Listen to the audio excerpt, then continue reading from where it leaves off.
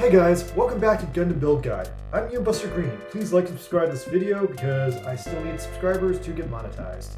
So it's a crazy summer, I want to go outside and go to the beach, so I'm going to try to make this one as fast as I can. Last week the banners had a free Mark Material Alpha, and the game started selling Mark Material Alpha for $15. But the usual free Mark Material Alpha that you got in the builder training disappeared for the game, or rather the button you needed to redeem it did.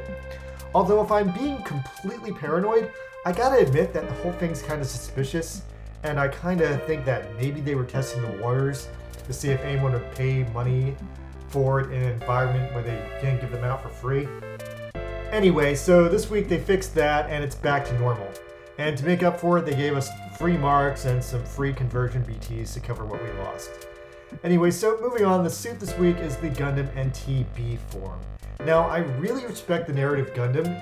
Its A form is a half-assed Dendrobium, its B form is a half-assed New Gundam, and its C form is a half-assed Unicorn.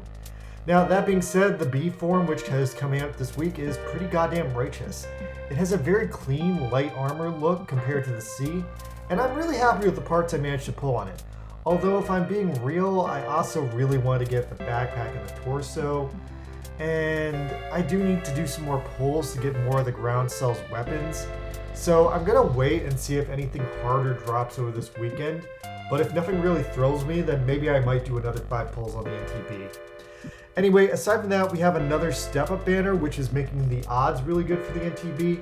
I was able to get 4 parts and 5 pulls, and only 2 of those pulls were trash. Also, there's a super funny side story event mission this week where Tatsuki Hajiri and her little sister get an evil horror that's spying on them and tells them whacked out fairy tales featuring Turn A Gundam characters, which I totally got a huge kick out of because I can just never get enough Turn A Gundam references in my life. Now, moving on from there, we have another charity suit with a bingo board on top of it.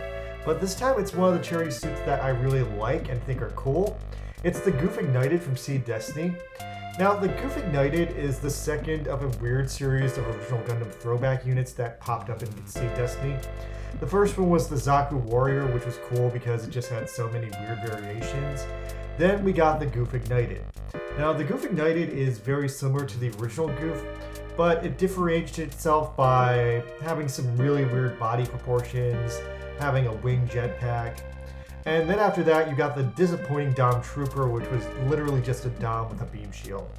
And then that kind of ruined the trend and killed it. Now, Gundam Seed is finally getting a revival this year, and I'm really wondering if we'll finally see like the Seed universes the Gok or Gelgoog. Anyway, just my personal thoughts. Now, as far as the Goof Ignited being a bingo board suit, it's pretty cool because I like it, but its actual in-game use, it's not terrible, but it's not the best thing ever either. It's got a weak rapid shooter attack and a half-decent melee attack. Anyway, like I said, it's cool to have, great for skin. You can totally paint it orange and make it the Hein Weston Plus version. Anyway, so aside from that, there's a brand new physical battle circuit, and I have to give this one a super easy rating.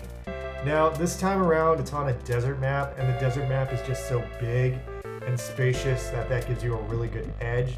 On top of that, it gives you a really advantageous spawn point where you're like surrounded by mountains, and the mountains make a really, really nice buffer between you and the final boss. So with all that in mind, I completely cruised through the circuit with absolutely no problems at all. Now, I split up my units to try and take down the first section with mostly melee units, and I'm planning to take down the second section with mostly shooter units. But yeah, other than that, really easy week.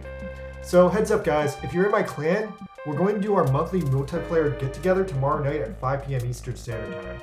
I really want to get those yellow camouflage paints, and yeah, let's all get together and do some cool stuff. Okay guys, that's Build Guide for the week. Sorry to keep it short, but like I said, I'm so busy today. Alright, see you guys later!